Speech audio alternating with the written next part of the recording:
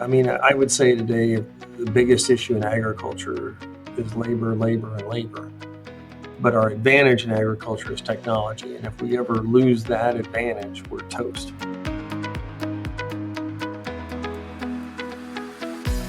Welcome to the Cultivating Leaders Podcast, where we get inside the minds of leaders to harvest great ideas and lessons that help you grow as a difference maker in food and agriculture.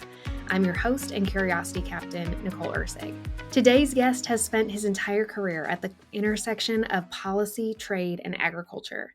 Gregg Doud is the president and CEO of the National Milk Producers Federation, where he leads efforts to support and advocate for America's dairy farmers. Gregg brings decades of experience in agricultural policy and international trade.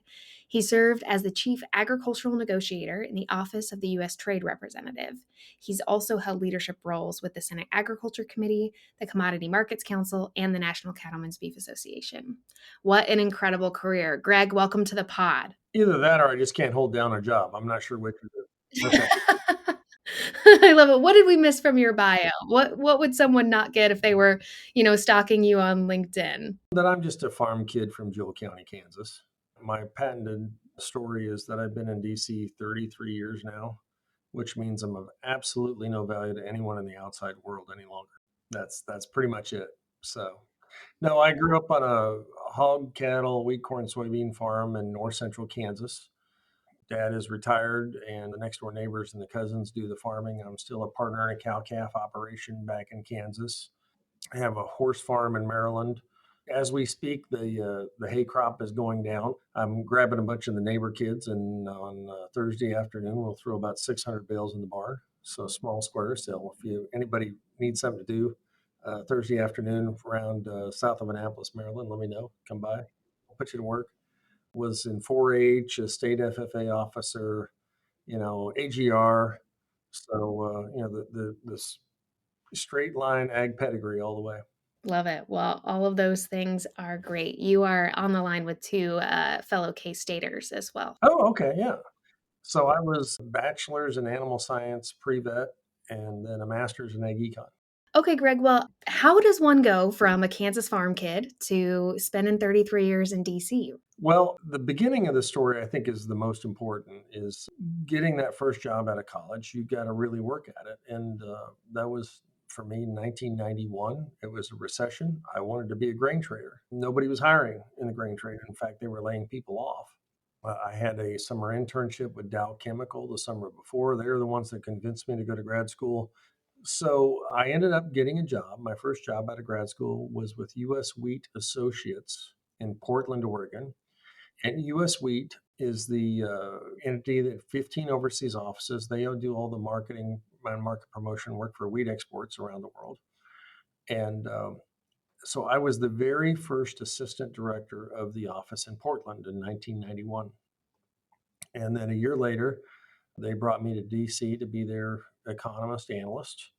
And see, that was in 92. And then in 94, I met the local eye doc in Annapolis, Maryland, and got stuck in DC, basically. That's the long and short of it.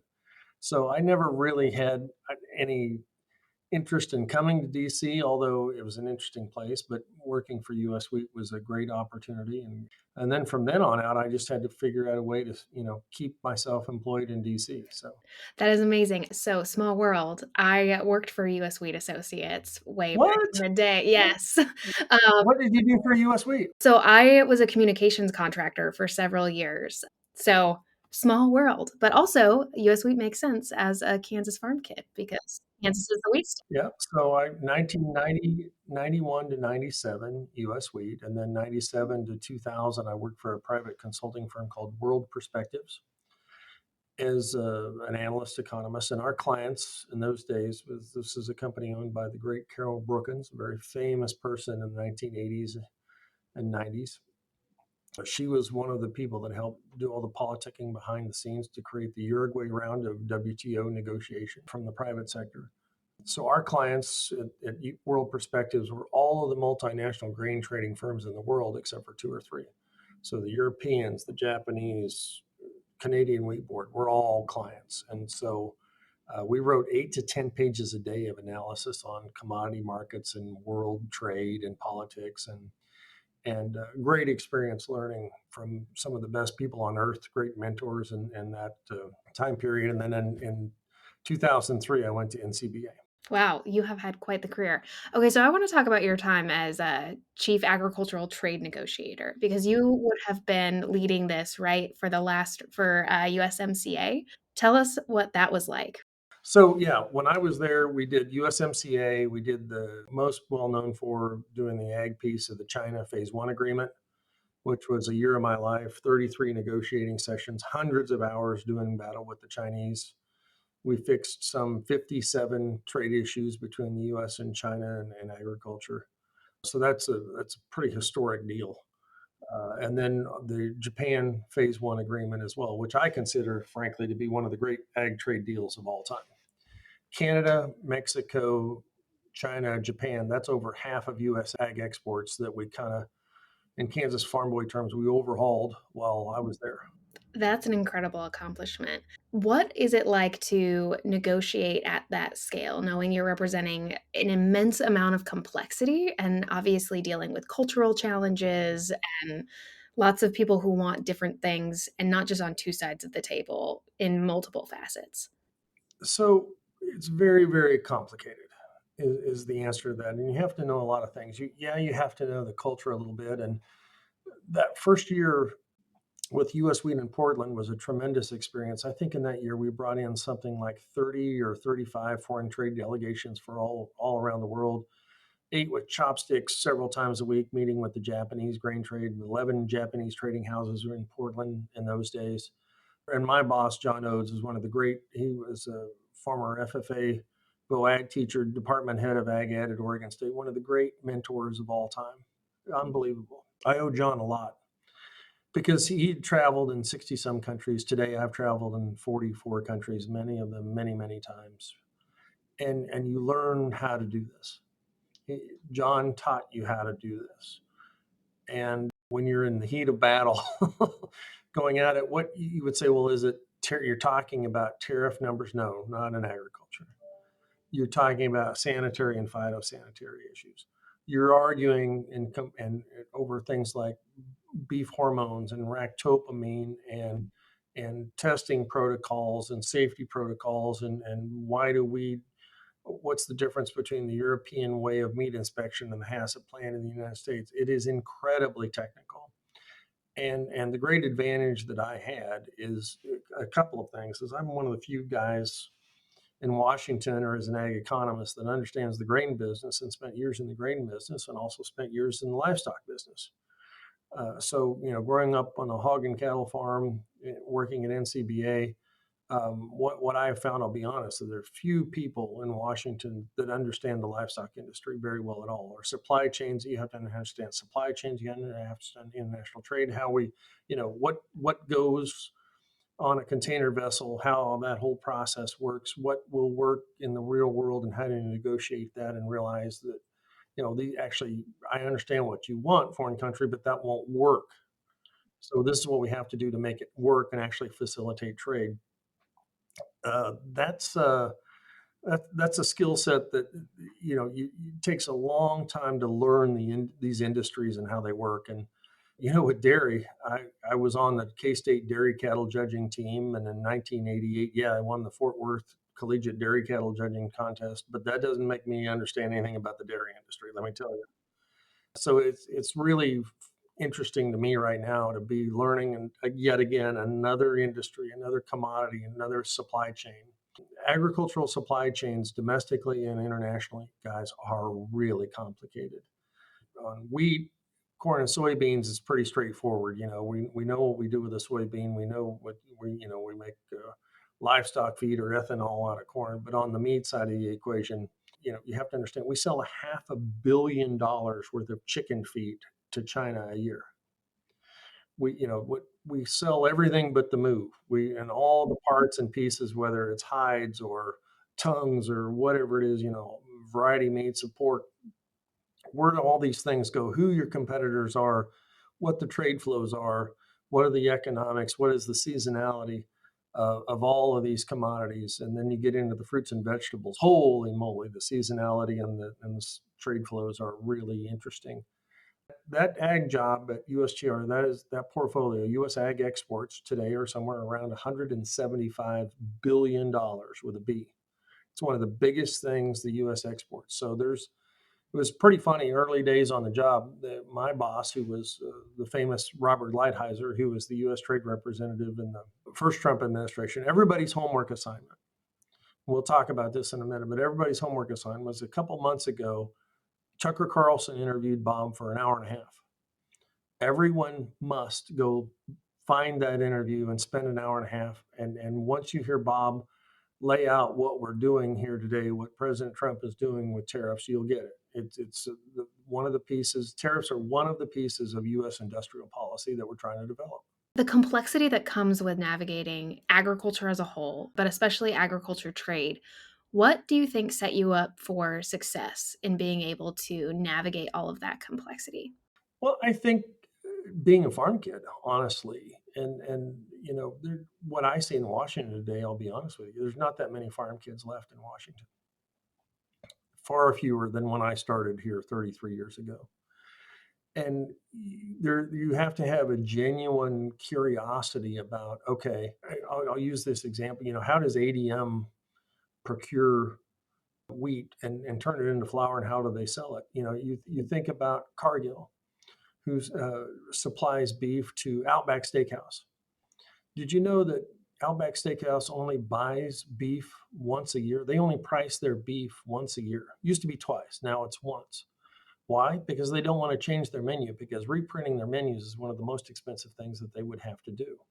So think of the complexity, if you're Cargill, of buying beef every day on the hoof and selling it once a year. The risk management, the derivatives, all the different components that go into that. It is an incredibly complex world. And one of the unique jobs that I've had was running the Commodity Markets Council here in Washington. The membership of that trade association is the CME, ICE, ADM, Bunge, Cargill, and BP, Koch Industries, and all the big companies on the energy side of the equation as well. Having that understanding of the difference between a speculator and an end user, and working on Dodd-Frank and regulations at the Commodity Futures Trading Commission, CFTC. That's all lawyers all the time. When you're doing trade, when you're working at USTR, there's 230 people in the building, 215 of them are lawyers. So here in Washington, everybody's a lawyer. I was the one guy in town all these years that was the economist and not the lawyer that actually said, no, I understand what the law says. I understand what we have on paper, but does it work or not? We have to, and the interaction, picking up the phone and calling JBS or Tyson and saying, will this work? Picking up the phone and calling ADM or Cargill or Bunge and saying, this is what we're trying to do. Will this work? Or what? Help me understand the nuance here so we don't mess this up, because you got one shot. You get one chance in a lifetime to do these deals. You got to get it right down to every detail. In those rooms where the decisions are being made, what stands out about people, or what have you noticed about people that move the conversation forward versus those who maybe just speak or just take up space? The answer to that is they knew exactly what they wanted to do before they ever walked in the room. They've thought about this for a long time. On these ag trade issues, I dealt with the Canada and the Canadian Wheat Board beginning in 1991. You've known about these issues a long time. With China, we opened the Chinese market to US beef for the first time. I knew exactly what we had to get done to do that. And so those are the people in that room, or these are the experts. And so not only do you have those guys and gals, you have the best technical people on earth. You have the best lawyers on earth. So we negotiated the deal once with China, renegotiated a second time, and then the third time was the translation. And that was, in my opinion, easily the most difficult. And at one point, we spent an hour arguing over what one word meant. And the lawyer was a Harvard-trained lawyer that spoke Mandarin, sitting next to me. So tedious, so difficult, so nuanced with the culture and the language. And, my Chinese counterpart saying, you can't use that word. This is what that word means in Mandarin. I'm like, well, we don't mean that. And he goes, I know, I understand it, but the Chinese people don't. You got to use a different word. And I was like, well, what is that word? And he goes, I don't know either. But we got to change it. I'm like, okay, I'll change it. But what is it? What do we do here? And so we would argue back and forth, not arguing, but, trying to figure it out. Very difficult. And what was really funny about that is the Harvard lawyer said, okay, I think I got this. And he came back a week later and had rewritten the whole section using completely different words. And my Chinese counterpart looked at it and went, yeah, that's it. Okay, we're good. So after all that, but it's those are important things. Is that perception and language is as in culture is as much as what you're actually trying to do on paper. What do you think is the most important skill in those scenarios? Is it relationships? Is it truly understanding the technical information? What do you think makes it you successful at the table in those type of once in a lifetime, like you said, negotiations? I think it's all of it. One of my predecessors and a mentor of mine, the great Dr. Dick Crowder, who was an undersecretary in the Bush administration and then came out of retirement to be the ag negotiator. He's the guy that did the South Korean Free Trade Agreement. Dick was amazing. And he, having been an executive at Pillsbury in his career, he'd operated at a very high level in his career for a long time. He said, Greg, here's your job. You have your resignation letter written on your first day on the job, and it sits in your top desk drawer. And your job is to go all the way to the Oval Office to fight for U.S. farmers and agriculture and to get it done to a point of possibly getting fired. You don't back down ever. That was a great pep talk and understanding of, holy cow, that is the job. And whether was there a couple times where I was right up against that line? Oh yeah, I got in a huge fight with the Secretary of the Treasury. One point where I was like, ooh, but we got it sorted out. We got the Chinese beef market open in that case. I told my boss, Bob Lighthizer, I said, look, this is $1 billion. And I'm just a simple farm boy from Kansas. I've never seen $1 billion before, but I'm sorry, we're going to the mat to get this done because we'll never ever get another chance. And then later I told Bob, I said, Bob, I was wrong. It isn't $1 billion. We now sell China $2 billion worth of U.S. beef. It was one of those where you had to have the conviction that you had to go all the way to the mat to get this done, or you were never going to get it done. And it was scary. It was really tough. How do you push through in those situations that are scary like that? That so much is on the line and you know what you're talking about? Oh, scared out of your mind because you get one shot to get it right, and if you don't, what do? You have a lot of resources, and when we were doing this, I had 20 or 30 of the best people in the U.S. government behind me, the vice minister, now the minister of ag of China. Now he was the vice minister. Then he had 40 or 50 people behind him in the room, and we're doing most of the talking, but everybody's passing me notes and the translation, and you got all this stuff going on.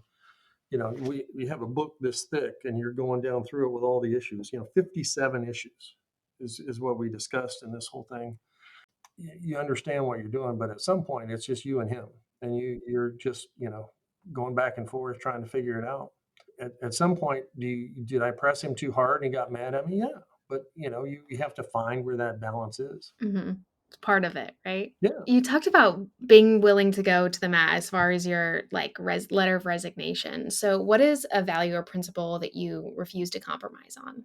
Well, that's more different. I would say that's on the integrity side of the equation. Is these things require an enormous amount of what's the right thing to do, and you're not going to cut some sort of backroom deal or this or that or the other. It is very clear as you dig into these issues, what's black and what's white and what you got to have, and you're not going to settle for anything less. To me, that's just kind of a if I didn't do that, could I ever go home and show my face into the cafe with the other farmers? You know what I mean? Your job is to go to the mat and get this done at all cost. And that's a really unique. I would not recommend that necessarily if you're a grain merchandiser for ADM and you're arguing over a half a penny and a purchase. Going to that extent may or may not be the best career advice, but when you're in that room going at it with another country, um, you you got to get it done. It's got to be right, and there's no points for being second. Yep. What's your best piece of negotiating advice? That's a great question. I'll tell you a story though, and I was told this story by someone that had worked in the Reagan and Ford and Nixon White Houses, who knew Bob Lighthizer, and have Bob tell you the paper airplane story. And one night we were in his office, and I finally got up enough nerve to ask him. I said, "Is the paper airplane story true?" And he looked at me like, "How the hell do you know that story?" And he mentions it in his book a little bit, but Bob was a master at using silence in a negotiation. He would just stop talking to a point, not for like 30 seconds, but like for minutes and minutes and minutes, to a point where it unnerved everybody. And we would just marvel at how he could do that. We were just like, I mean, we're not worthy, right? And he did that once in a very famous negotiation that I won't get into detail on, but they handed him a piece of paper and he just went silent with it.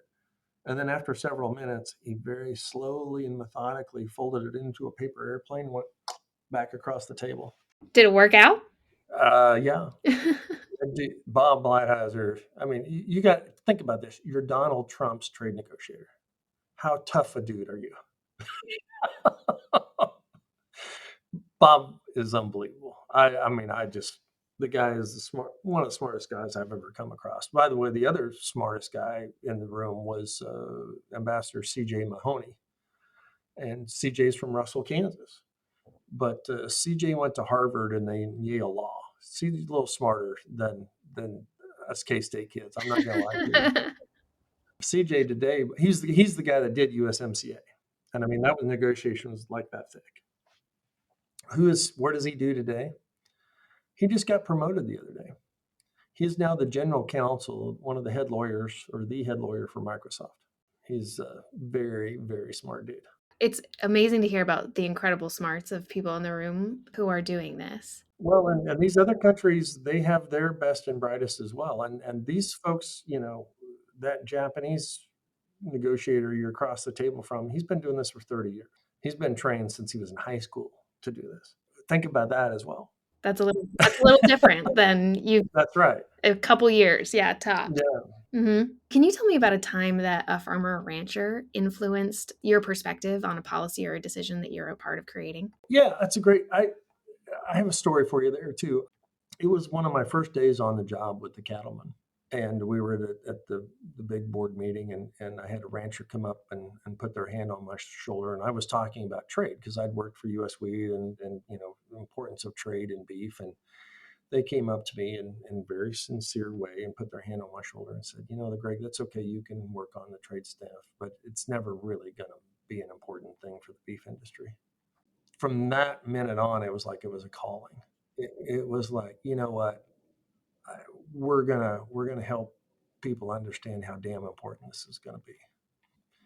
Sometimes that's a little bit of to me a little bit of divine intervention and inspiration of, okay, now I know why I'm here. Just motivated you. Yeah. I was like, yeah, I think we got to fix this. Yes. Oh, I love that. How early on in your career was that moment? That was been 2003. So, I don't know whether that's early on or not. It was, quite a while ago. So, a third of the way through maybe at this point. Yeah. What do you wish someone would have told you early on in your career? Because I don't think, from what you're telling me, it doesn't sound like you planned this path at all. Well, you don't plan the path, but you kind of know what you like to do. My best advice to anybody is don't do a job that you don't enjoy. Do a job that you love getting up in the morning and doing what you're doing, because otherwise life is just not a whole lot of fun from a career standpoint. I worked 8 years at the cattleman. I never worked a day I was there. I traveled my butt off, worked my tail off. I loved every minute of it. And that's the best way to go through life from a career standpoint, is find something that you enjoy doing. And the futures market stuff is interesting. The working on Capitol Hill after your almost 40 years old, and going up there with young kids working on Capitol Hill. That was a shift. That's was tougher, really tough to do until you kind of got the gist of it. So that sometimes those transitions are difficult. I've bounced around, done a lot of things. I've had the thing I would say is the best advice I can give anybody: find mentors. I've had the greatest mentors you could possibly have, but you got to seek them out. You got to work at that. You have to have a kitchen cabinet. Even today, I have a kitchen cabinet of when I need advice and counsel of folks that I know and pick up the phone. I say, all right, look, this is a kitchen cabinet conversation. What is the best way to approach this? And you've got to do that. The thing with the younger generation, and my two kids are 24 and 27, and the issue that they have, they don't like to pick up the phone. And you got to do it, folks. You've got to have relationships with folks that you can, especially on the mentor side, that you can pick up the phone. That's, to me, not doing that or not having that capability is going to be a real problem for you down the road. Any tips for cultivating those relationships and going after those people, maybe especially if they feel intimidating, or you know that you've heard you should do this, but how do you actually go about making it happen? Well, you do it with folks that you're comfortable with and you have a rapport with. You don't do it with somebody that's a jerk to you. You find folks that you like talking to and like hanging out with, and they don't necessarily, if you're 25, they don't have to be 60. Maybe they're 30, but they can give you good advice and counsel. In Washington D.C., I would say that the average lifespan of an employee or young professional working in DC is about the same lifespan as some young player in the NFL. It's about 2 years. And so, people get burnt out. You get, the big fish eats the little fish. That's kind of the way it works in Washington. So if you're going to be around here a while, you got to figure out a way not to get eaten. Because nobody's going to look out for you. You got to look out for yourself, and you got to find folks that will help you figure out how to do that. Yeah, absolutely. What do you think this generation of leaders needs to do differently than maybe your generation? You got to work on the Rolodex. Got to work on the Rolodex. That's the key to. Do I know the answer? When I was at USTR working on all these trade issues, did I know the answer? No. But what did I know? I knew who to pick up the phone and call and ask.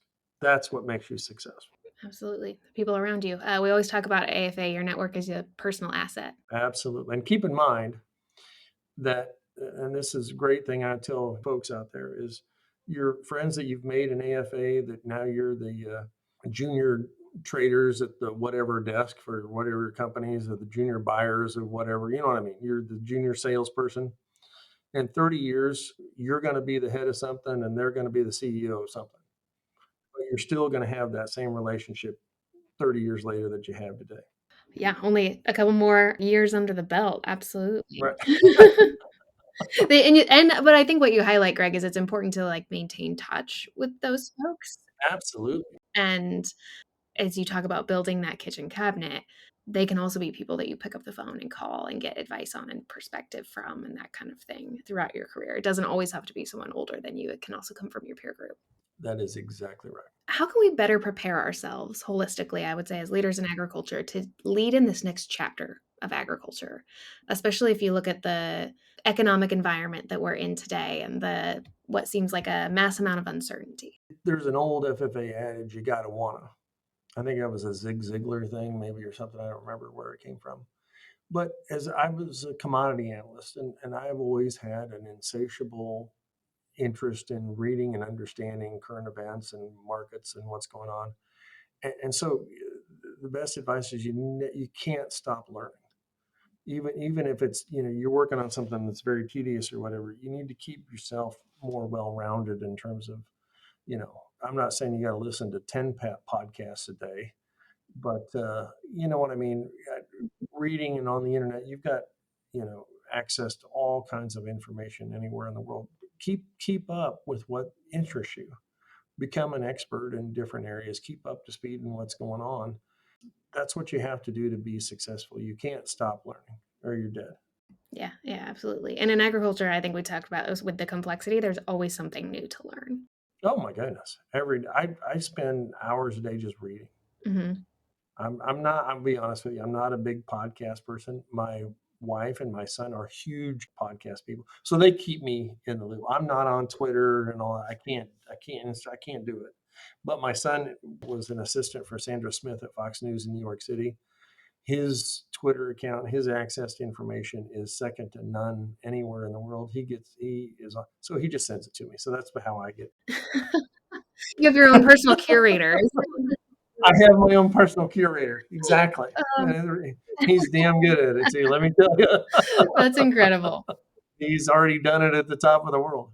Looking back at your career, Gregg, was there a moment that you realized, like, oh, I have influence or people are listening to me in a new way? And if you did, what did you do with that? No,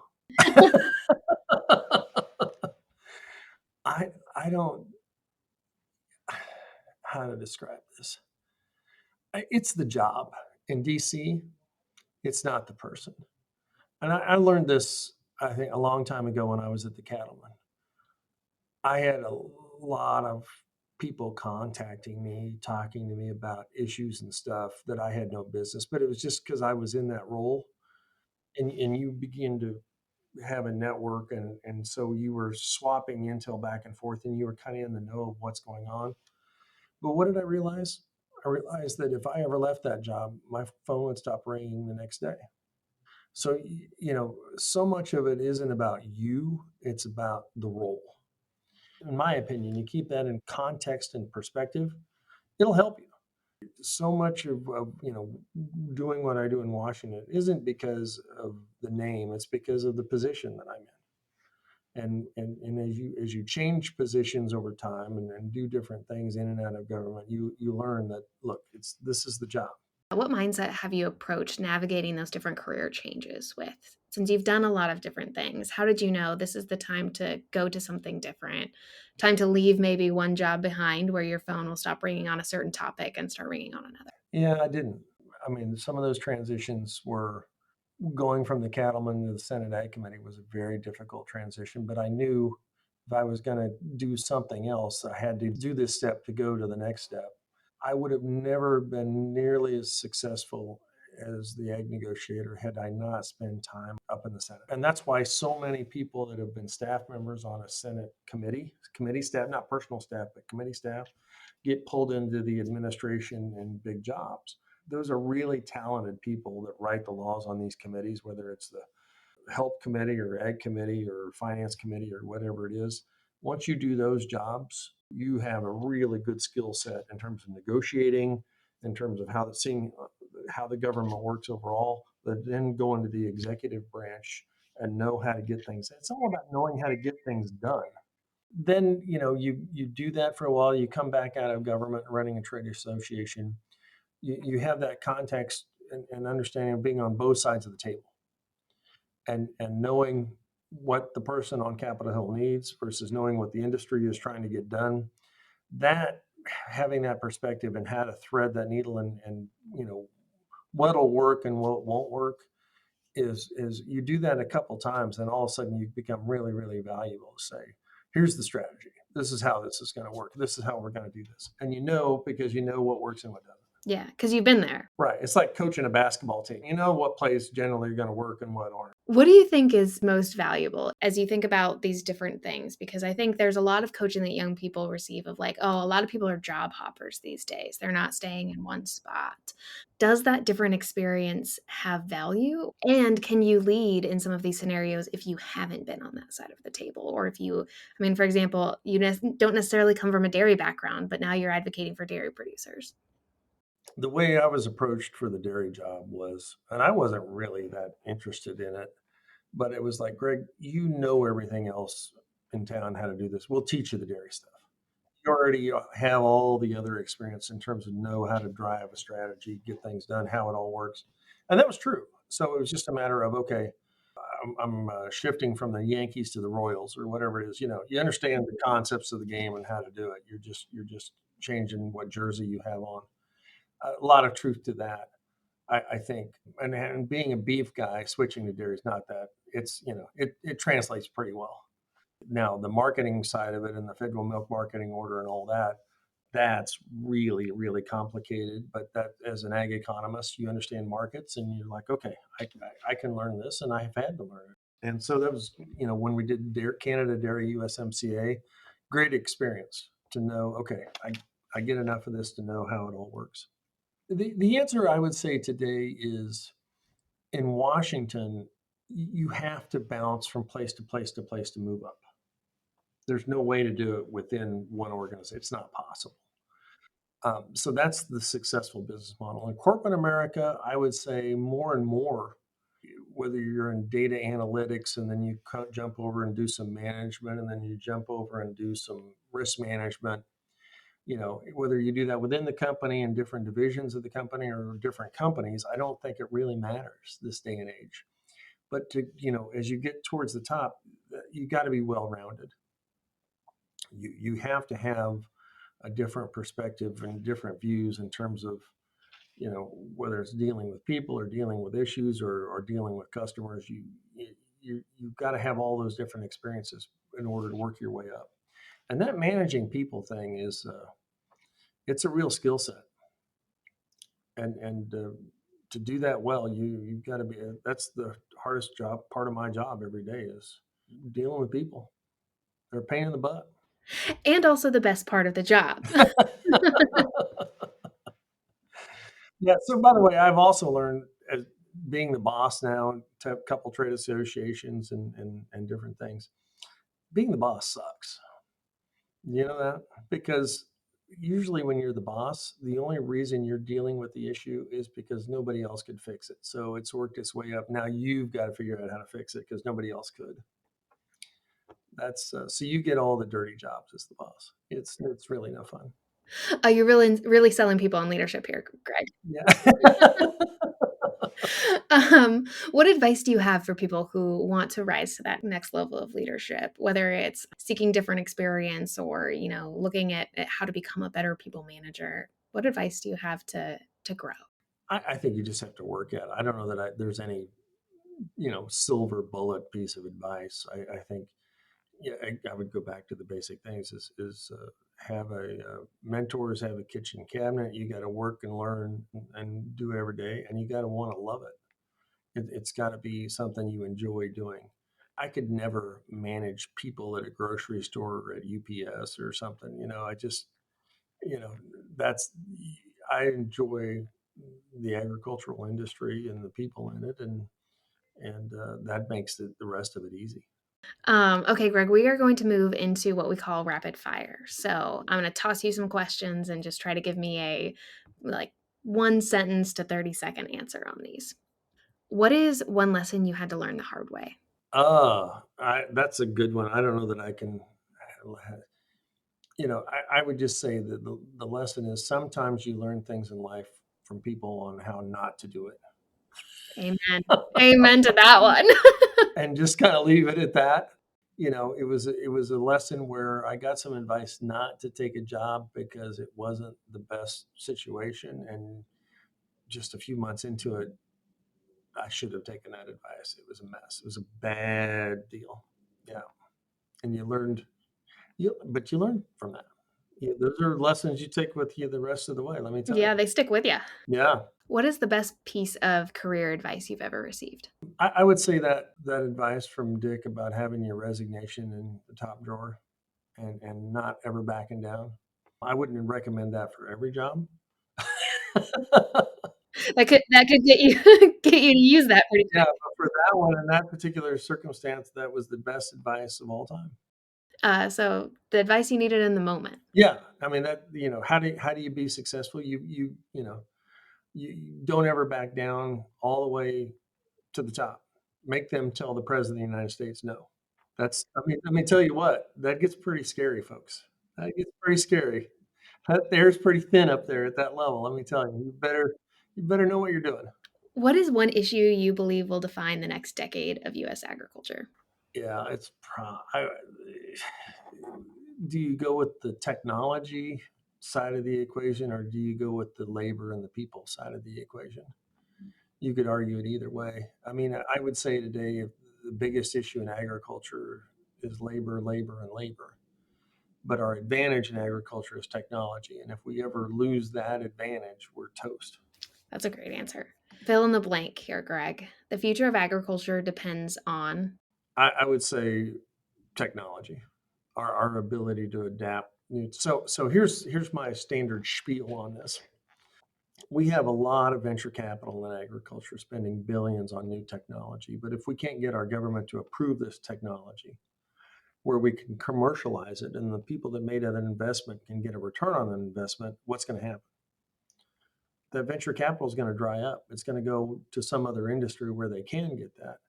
So right now, the challenge that I am really worried about is our government's ability to prove new technology in agriculture. One of the great issues that drives me crazy is transgenic animal traits. This is a technology that if we don't approve this and use it, it's going to Brazil, it's going to other countries, and we're going to be losing out. It's going to be a really big problem. What is one thing that gives you optimism about the future of ag policy? We're just better at this than anybody else. Our advantages are, and we learned this at K-State. What is the biggest advantage U.S. agriculture has versus the rest of the world? It's our access to capital. Yeah, we have great logistics and river systems and transportation and all that, but it's our access to capital that sets us apart from the rest of the world. Our ability to innovate and do things better and different. Our livestock industry, in my opinion, is so far ahead of the rest of the world that the rest of the world is scared to death. Or we can help serve the rest of the world too. Yeah. Yeah, no, and we will. That's my big thing is our advantage is protein, beef, pork, poultry, dairy. Nobody else in the world can do it. If we look on the dairy side today, we've got 10 billion in 23, 24, 25, 26, 27 new dairy processing investment in the United States. That's because the whole world realizes that this is the place we're going to grow in dairy going forward in the world. It's going to be in the US. That's unbelievable. No, there isn't another commodity in another country anywhere in the world that has 10 billion in new processing investment going on. Yeah, that's true. What is one leadership tool? Could be book, could be podcast. You said you're not a podcast guy, but what is one leadership tool you recommend or that you couldn't live without? That's a good question. I don't know. So for the young person starting out, the advice that I got, which I'm kind of graduated from a little bit of that today, but the best thing you should do is get a subscription to the Economist magazine and or the Wall Street Journal and read it every day. It just helps you understand how the world works. That's the best continuing education you can get is the Economist and the Wall Street Journal. Okay, Greg, we are big on bold takes, or we call them hot takes at AFA. So we love to ask our guests, what is an unconventional hot take, bold opinion that you have about agriculture or leadership? So this is my favorite saying, and my colleagues at Aimpoint, this was their favorite saying, is always is the livestock guy and the nexus between the livestock guy and the grain guy in the world. I always explain to people, pigs and chickens are not pigs and chickens. They are little walking piles of corn and soybean meal. Right? Yep. Mm-hmm. Okay. So my point is this in terms of the unconventional part of this in terms of agriculture is we spent all this time talking about specialization in agriculture and you need to be a specialist in this or specialist in that and the farmer needs to specialize. I think we've gone way too far. I think what we need to do is diversify. What really bothers me about U.S. agriculture today is you're either a crop farmer or a livestock farmer and we don't have anybody anymore that does both. And so we need more of that diversification in our cash flow going forward. It's interesting. Or there's a lot of guys who I would say you're a crop farmer that maybe has some livestock. Very rare to find someone who is both. That's right. And I think, I grew up on a farm with both and we walked our grain off the farm. That's, we added value to our grain, sorghum and corn by marketing it through pigs. We don't do much of that anymore. And I think that's something we ought to reconsider. I like that hot take. All right, Greg, any final thoughts that you want to leave our listeners with? We need good, bright folks in Washington. Learn how to come have a conversation in Washington. Have a conversation with your member of Congress, your senator, your representative. Go to a town hall, visit with them. They are dying for your perspective on things. They want to hear it from people in the real world. They're sick of listening to me tell them about it here in Washington. They know what I'm going to say because we tell them on a consistent basis. They need that backstop from you out in the country. And so I would encourage all of you to go do that. 2 homework assignments from you, Gregg. I like it. Awesome. Well, we are all about building bridges at AFA. So where can people connect with you, Gregg, and learn more about what it is you do? Oh, I don't know.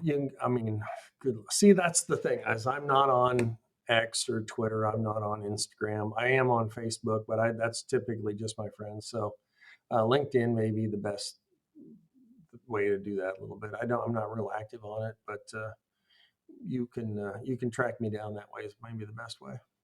Appreciate it. Well, thank you so much, Gregg. This has been so fun to listen to you and learn from you. You have incredible stories, and I think just another great example of an amazing career in agriculture. So thank you so much for joining us on the Cultivating Leaders Podcast. Thanks for listening to the Cultivating Leaders Podcast, brought to you by Agriculture Future of America. If you've been here before, you know we value feedback as a gift. Please leave us a review and let us know how we're doing.